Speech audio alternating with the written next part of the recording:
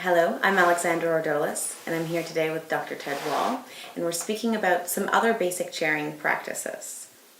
One of the ones that I think is very important is just during the meeting at appropriate times to take the time to summarize the discussion so far. And what I've found is having a digital flip chart or a paper flip chart and just having a few points down so people understand exactly where you've been and where you're going, especially in complex issues, okay? That really helps. Or if you have to diagram something or give people, having that kind of paper record, okay, is very helpful to people. So that's the first thing, is to summarize the discussion. The second one is to monitor the pace or the flow of the meeting, okay? To really try to encourage people to contribute openly and have as many people contribute as possible, okay? But really allow them to express creative or new ideas, to be gentle on ideas, any new idea. A lot of times, sometimes people say, well, that won't work, you know. Well, no, hold on for a minute. Let's just listen and let them explain what you mean by that kind of idea. So monitor the pace of the meeting. That's one of the other points that I wanted to make. At the same time, on the other hand, okay, it's important to firmly chair the meeting, to not allow people to be interrupting and those kinds of things. How can you firmly chair a meeting? Well, first of all, I think you have to, as a group, okay, develop a set of meeting guidelines. What are the expected behaviors of people during meetings? Okay. And as you know, we have a video on that, okay, where we help people develop those kinds of guidelines together. By collaboratively developing them, they have a sense of ownership for those guidelines.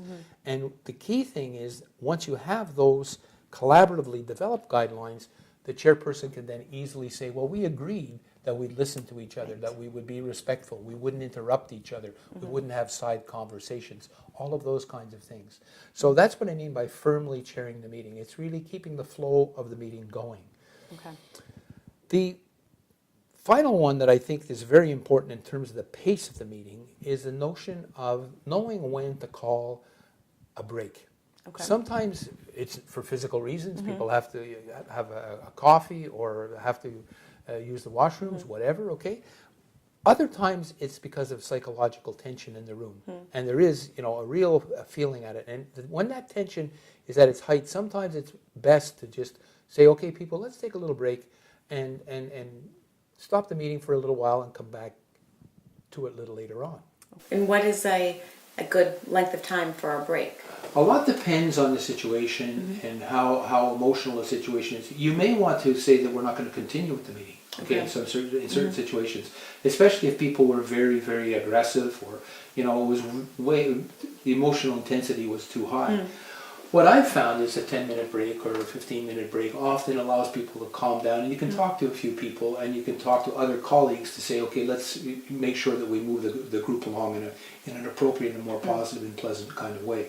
So it depends on the situation. 10, 15 minutes usually can have have a pretty good effect. Good effect. Okay, great.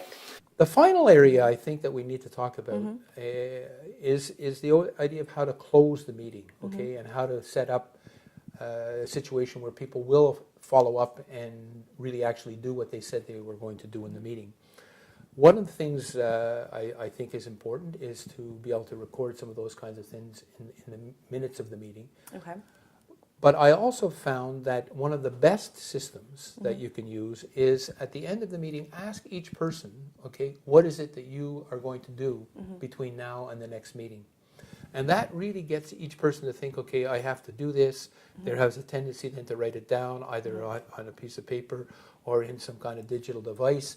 And they actually do make a public commitment to doing something, especially if you have a group of people who are not a team. It's just a group of people who are participants in a particular meeting, and they're coming from different, perspectives on a situation.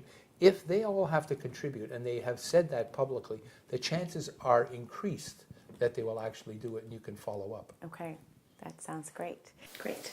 So to summarize some of these basic chairing practices, it would be helpful for the chairperson to summarize the discussion as the meeting's going along, to monitor the pace of the discussion. Exactly. Making sure people are contributing but limiting too much contribution. Exactly. And to make sure that there's a good follow-up so that everyone speaks what they're going to do before the next meeting or what they've taken away from the meeting. Excellent, yeah, perfect. Thanks, Ted. Thank you, Ali.